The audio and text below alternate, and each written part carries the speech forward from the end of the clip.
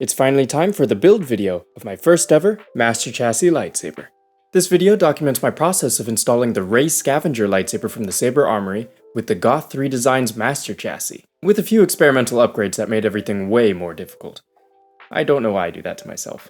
Anyways, I first started this project a few years ago on TikTok. Back then everything I did was filmed vertically. I wasn't even thinking about filming for YouTube. But partway through this project, I decided to change that.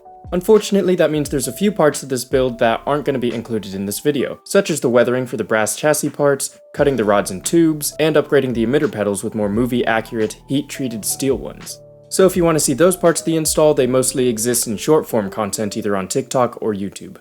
Now the other thing I want you to keep in mind while watching this video is that I didn't do everything all at once. I worked on this lightsaber project sporadically for about a year, and on top of that, I didn't even get to editing this video until about a year after that. Needless to say, it was a bit tricky trying to put all this together and make it somewhat cohesive, but I did the best that I could. So with all that in mind, I hope you enjoyed this video, and please subscribe if you want to see more awesome lightsaber projects like this one. Without further ado, let's get to building this Rey Lightsaber Master Chassis. Since I've already done most of the chassis prep, there's only one thing left before starting the install: gluing in the magnets. The first section I'm going to add magnets to is the soundboard cover. In total, this thing gets 4 magnets, 2 on the bottom and 2 on the top. As you can see, the bottom magnets sit flush, but when we get to the top magnets, they stick out a ton. Now, I thought this was due to a printing mistake, so I spent a bunch of time with a Dremel trying to deepen the holes to get the magnets to sit flush like the bottom ones. It was much later when I realized I didn't need to do all that. The chassis cover works just fine with the magnets sticking out, and they're actually supposed to do that. Luckily, this didn't affect anything at all. It just added a lot of work. So after that, I got to work gluing them all in.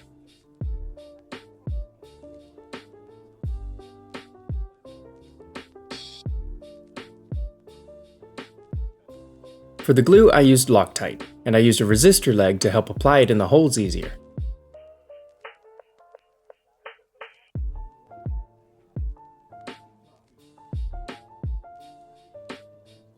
Next, we add the magnets to the plastic part of the chassis, the ones that will hold the soundboard cover in place. This also takes 4 magnets, and of course, I had to make sure the magnets were oriented to stick to the magnets on the soundboard cover.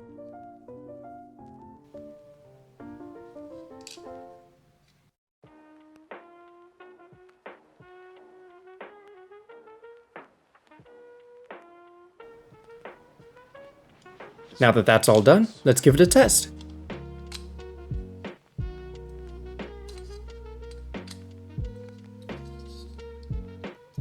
Wow, and it doesn't even come off when I shake it. Alrighty, now for the last set of magnets. These magnets are going to be what holds the crystal chamber doors closed. So, let's add the glue to the base of the crystal chamber, and put in those magnets.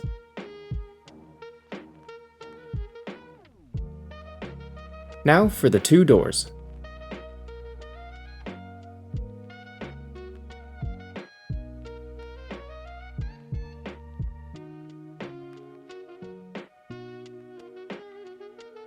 And there we go, the crystal chamber is now set up with 2 magnetic doors.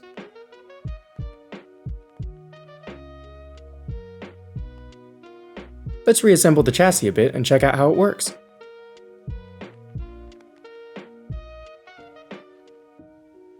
Look at that, super cool. The last thing I'm going to do is glue the top of these 4 aluminum tubes to this brass section.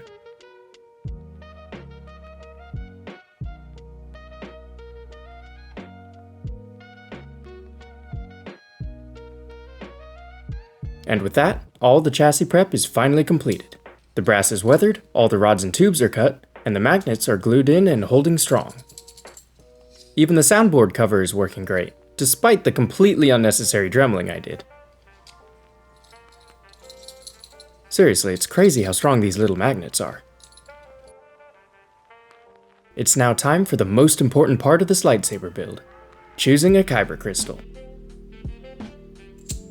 First, let's take this thing apart and take out the cheap old plastic crystal.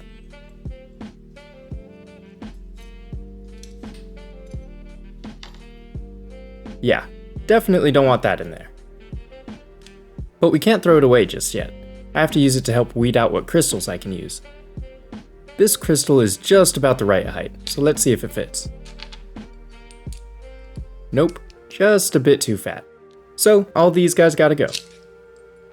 This one's too skinny, can't use that.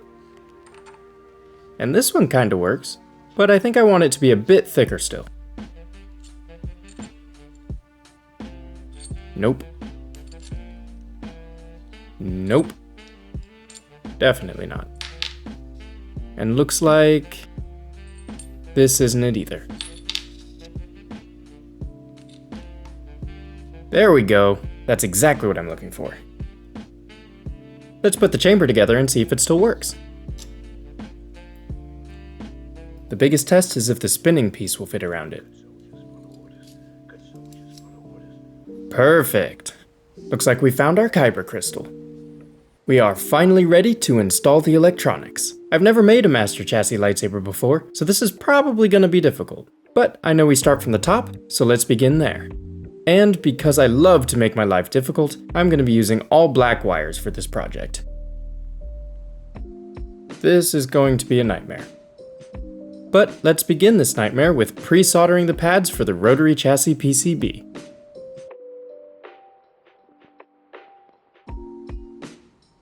Now to add the wires.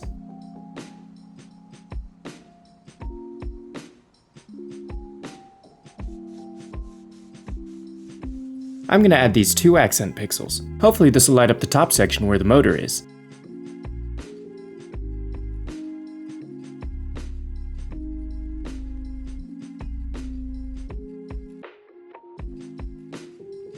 And now for the motor. Looks like we've got a red wire here, gotta cut that and make it black. 'Cause why not? Oh, and also put a resistor on, of course. Ignore that red wire, I do end up replacing it with a black one.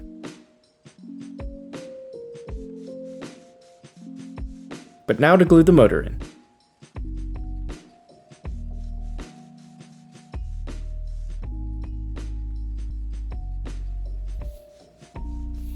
There we go. That's pretty sweet. Now that we know it works, let's glue it on.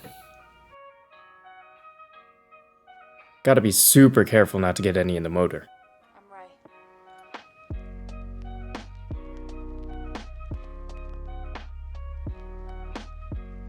I'm honestly too scared to test it right now and have it fail, so I'm gonna move on to something else first. Let's get to work on setting up the button. What's neat about this build is that the chassis has its own button so you can control it. This is important because the main button is actually housed inside the hilt, which means this gets wired up right in between the wires for the main button and the soundboard.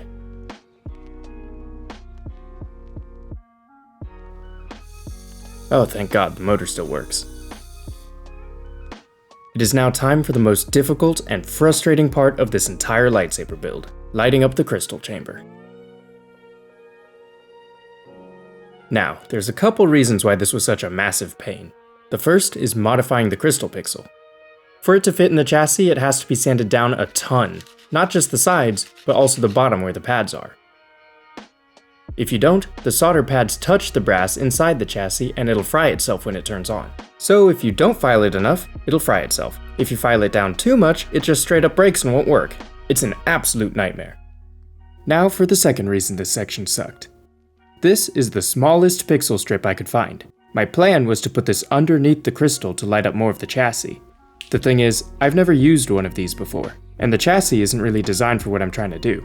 So I ended up making a pretty big mistake. As you can see here, when I put it all together, I only tested the motor, and not the accent pixels. But I continued to press on with the lightsaber build, and so we come to the next idea I had, the turbine section. I call it that because I wanted to have accent pixels set up in a way where the lights will spin around, sort of like a turbine. You can see I used one of the super fragile pixel strips again. After that, I thought it'd be cool to add accent lights to the underside of the speaker as well. At first, I tried this single pixel, but it ended up being too tall. So I went right back to those tiny fragile pixel strips. Hopefully this will light up the bottom of the soundboard cover like I imagine.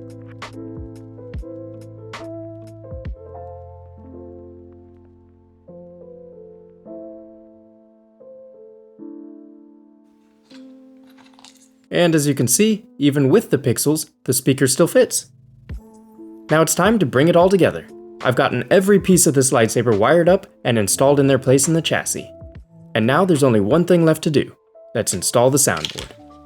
I'm going to do this part off camera, so I'll see you guys again once it's all done. It didn't work. None of the accent pixels lit up.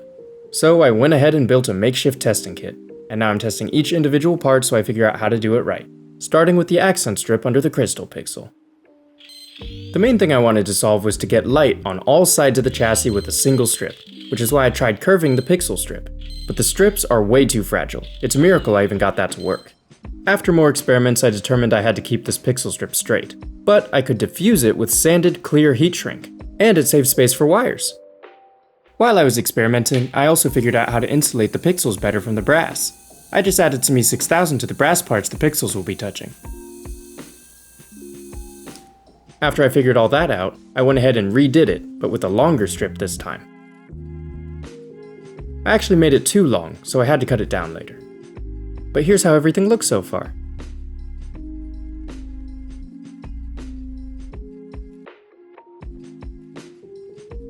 And this is after I made it shorter. Just look at all the pixels and pixel strips I broke during this. And honestly, it probably isn't even all of it.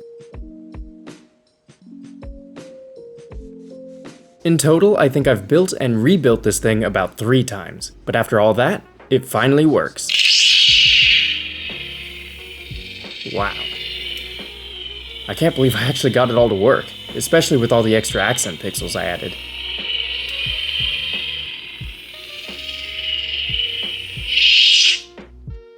Check out the pixel accent sequencing. I think it does a great job of showing off each section of the chassis. The green and blue lights at the top, paying homage to the concept art that inspired this chassis. The crystal mimicking the blade. The accent strip under the crystal pulsing white energy towards it. The turbine section really came out way better than I thought. And lastly, the pixel strip by the speaker. Oh, and if you didn't notice, I added wire accents to the chassis. This all came out super well. I can't wait to finish the rest of the lightsaber. Now that the chassis works, it's time to put in the super tiny tubes I made ages ago. These will essentially lock the chassis in place, so I wanted to save them for last. 6 of them go here in this area, and the last 6 go up at the top. I used Loctite as well, so this chassis is going absolutely nowhere. The chassis is now 100% completed. We can now move on to installing the button section into the hilt. Let's get this started. The first thing I have to do is prepare the rotary chassis PCB. First is putting in the pins. This part can be pretty tedious, but I like it anyways because there's not much you can mess up. It can be pretty boring to watch though, that's for sure. Once that's done, they all get soldered into place.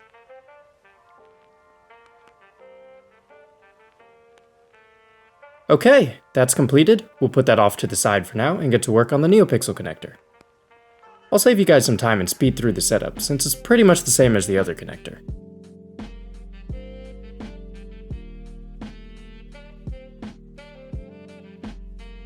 We'll put that off to the side now too. Time for the button.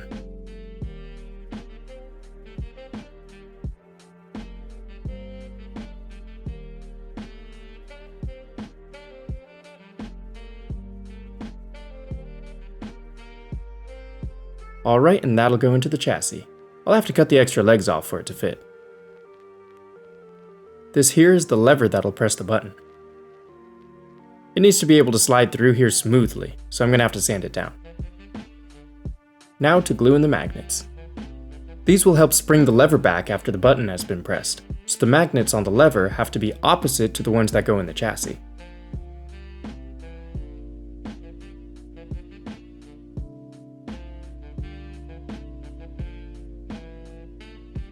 There we go, looking good. And now for the opposing magnets.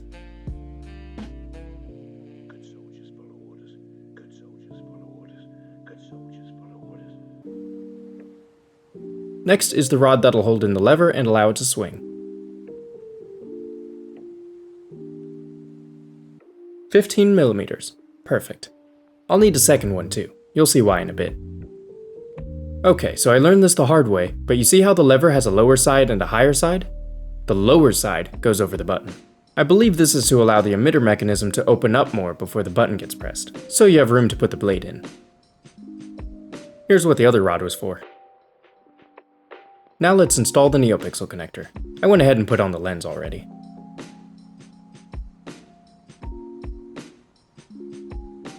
Okay, the wires are attached, now it all goes into the chassis. I decided to use E6000 to hold it in place, in case I mess up and need to take it apart. Now to connect everything to the rotary chassis PCB.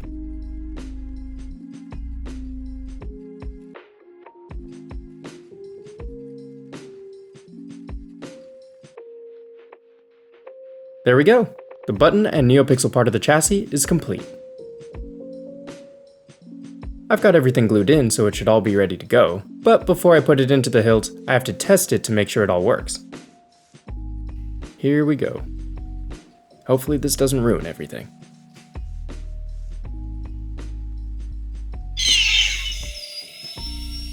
Oh, that's a relief.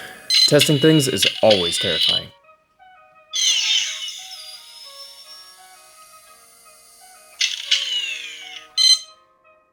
With all the electronics completed, it's time to work on the hilt itself.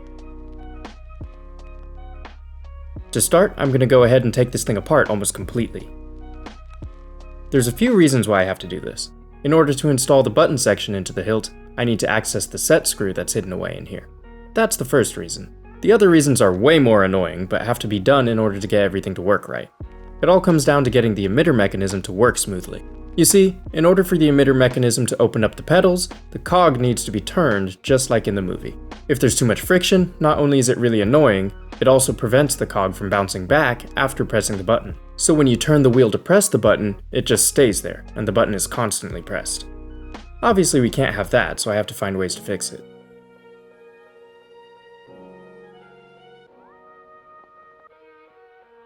Here's a nice look at the blade plug.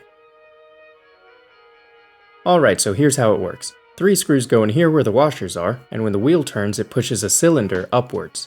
That cylinder is attached to the emitter pedal arms, and it's all held in with screws. Once the screws are removed, we can push the cylinder with the arms out of the emitter. You can really see how difficult it is. It's supposed to slide out no problem.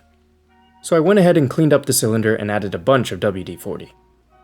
Now let's put this back in and see if it helped.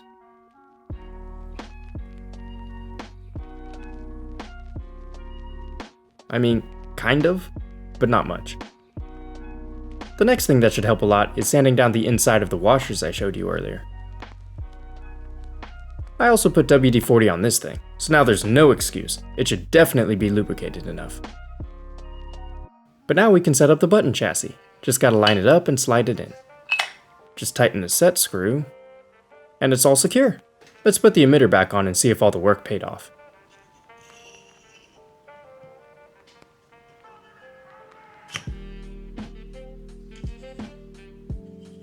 That's so much better. Okay, now to put all the screws back in.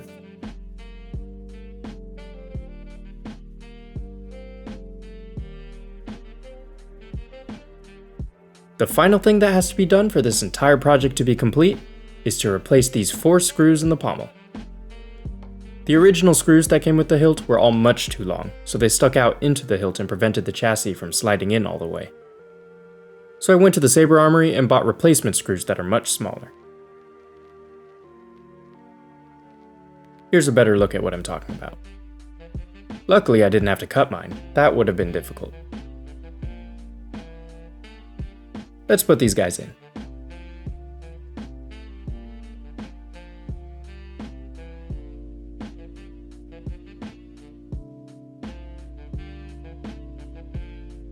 Not bad. They don't have the rust details, but you can't really notice. Let's put in the chassis to make sure the screws really work.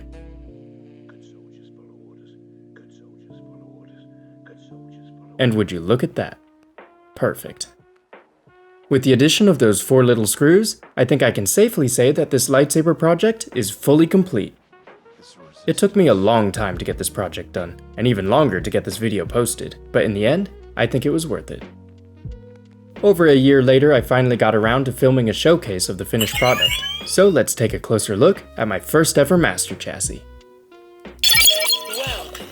Core stability at 93.138%.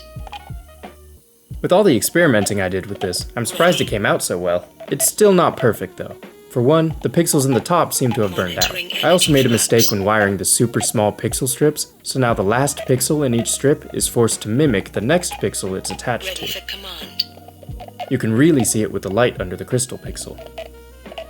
But other than that, I'm really happy with how this came out. Ready. Goodbye. Now let me show you my favorite feature, force activation. Welcome. Core stability at 93.138%. And now some of the font effects. Failed. Repair failed. Success. Repair completion requires power core reboot. Please cycle power now. Goodbye. Before we put in a blade, there's one last feature I want to show you. When the chassis is put into the hilt, it plays a connection sound and goes from a maintenance font to a working one. That is chassis detection. Now here's the blade.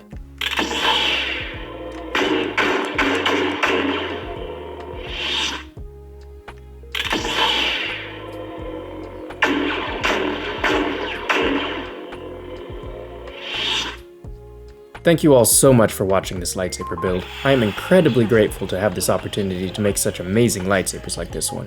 What you're looking at now is the 4th Rey Master Chassis I've gotten to make. I never would have been able to do this if it weren't for all of you.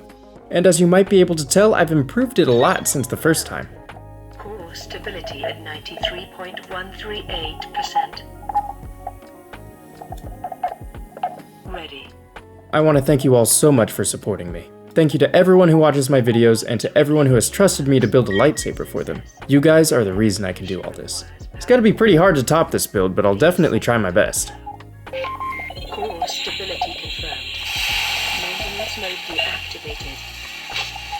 Crystal core shielded. So thank you all once again. I hope you enjoyed checking out this lightsaber build and look forward to my future projects. See you all next time.